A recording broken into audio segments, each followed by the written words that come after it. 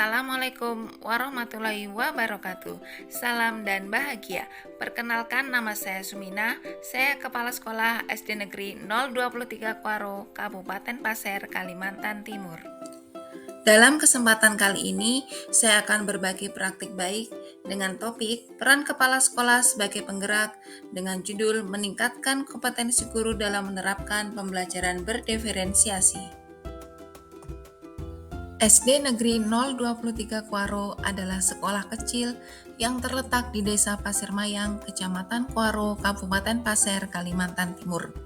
Pada tahun pelajaran 2022-2023, SD Negeri 023 Kuaro sudah menggunakan kurikulum Merdeka Mandiri Berubah untuk kelas 1 dan kelas 4. Tetapi, saat saya melakukan supervisi pembelajaran, saya mendapati guru belum melakukan pemetaan kebutuhan murid. Guru hanya berpedoman pada buku teks, kurang maksimal dalam mengembangkan dan menggunakan alat peraga, dan kurang memanfaatkan lingkungan sekitar sebagai sumber belajar. Padahal, SD Negeri 023 Kuaro memiliki aset berupa lahan dan kebun kelapa sawit yang cukup luas dan bisa dimanfaatkan sebagai media dan sumber belajar siswa. Berdasarkan situasi yang saya hadapi, saya memikirkan solusi untuk mengatasi masalah tersebut, sehingga guru dapat memberikan pembelajaran sesuai dengan kebutuhan belajar murid, mengembangkan media pembelajaran, dan memanfaatkan lingkungan sekitar sebagai sumber belajar secara maksimal. Untuk mengatasi masalah yang saya hadapi, saya melakukan beberapa tindakan, di antaranya mengelompokkan hasil supervisi yang telah saya lakukan berdasarkan kelebihan dan kelemahan guru dalam pembelajaran di kelas dan menyampaikannya kepada guru. Kemudian, saya juga mengajak diskusi guru-guru secara individu terkait hasil supervisi yang saya lakukan dengan cara melihat kembali modul ajar dan menonton video pembelajaran yang telah guru-guru lakukan. Kemudian, membimbing guru dalam mengidentifikasi masalah dan memecahkan masalah pembelajaran yang dilakukan oleh guru tersebut atau coaching. Berbagi materi topik pembelajaran berdiferensiasi di komunitas praktisi sekolah dan melakukan diskusi bersama guru terkait pembelajaran berdiferensiasi yang akan diterapkan dalam pembelajaran di kelas. Setelah berbagi materi topik pembelajaran berdiferensiasi, saya mendampingi dan membimbing guru dalam menyusun rencana pembelajaran atau modul ajar yang berdiferensiasi dan mempersiapkan media pembelajaran dengan memanfaatkan lingkungan sekitar. Hasil dari aksi praktik baik yang saya lakukan sangat efektif. Aksi praktik baik ini berdampak baik bagi guru, siswa, dan sekolah. Bagi guru, aksi ini dapat meningkatkan kompetensi guru dalam menerapkan pembelajaran berdiferensiasi. Guru yang semula mengajar tanpa memperhatikan profil dan kebutuhan murid, sekarang sudah memetakan murid sesuai dengan profil dan kebutuhan murid.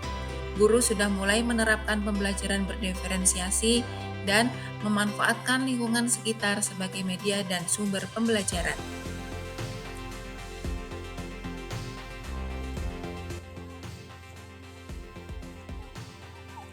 Kalau sudah dipresentasikan, ini daun jambu dulu.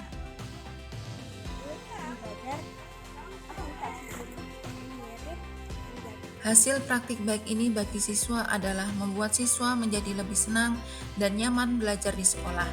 Kepercayaan diri siswa juga bertambah dan siswa dapat mengembangkan kemampuan dan bakatnya secara maksimal. Dan bagi sekolah, aksi ini dapat meningkatkan mutu pendidikan di sekolah. Berdasarkan situasi yang saya hadapi, sebagai kepala sekolah, memang seharusnya saya melakukan bimbingan dan pendampingan kepada guru-guru yang mengalami permasalahan dalam melakukan pembelajaran di kelas, agar siswa merasa senang dalam belajar dan nyaman berada di sekolah. Disinilah pembelajaran yang berdiferensiasi sangat diperlukan dalam kegiatan pembelajaran di kelas. Dengan pembelajaran berdiferensiasi, diharapkan tujuan dalam pembelajaran dapat tercapai.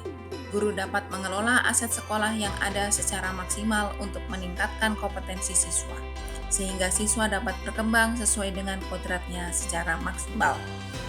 Pembelajaran dari aksi nyata yang saya lakukan adalah bahwa untuk menjadi agen perubahan kebaikan itu tidak mudah. Butuh pengorbanan waktu, tenaga, dan pikiran. Jalani semua proses dan alurnya dengan ikhlas dan sabar. Pasti akan menghasilkan sesuatu yang baik dan bermanfaat. Perasaan saya dalam melaksanakan tersebut, kita dapat mengetahui minat dan bakat siswa, di mana kita dapat memetakan sesuai dengan kebutuhan belajar. Kita bisa memfasilitasi siswa dengan kebutuhan karena setiap murid itu memiliki karakteristik yang berbeda-beda, sehingga tidak bisa diberi perlakuan yang sama. Nah, untuk perasaan siswa itu seperti apa? Di mana setiap saya melaksanakan pembelajaran berdiferensiasi tersebut, siswa sangat bersemangat, tenang, dan bisa memahami setiap harinya dalam melakukan. Setelah melakukan pembelajaran berdiferensiasi, guru merasa perkembangan siswa lebih baik dibandingkan sebelum menggunakan pembelajaran berdiferensiasi, di mana siswa belajar dalam kondisi yang menyenangkan.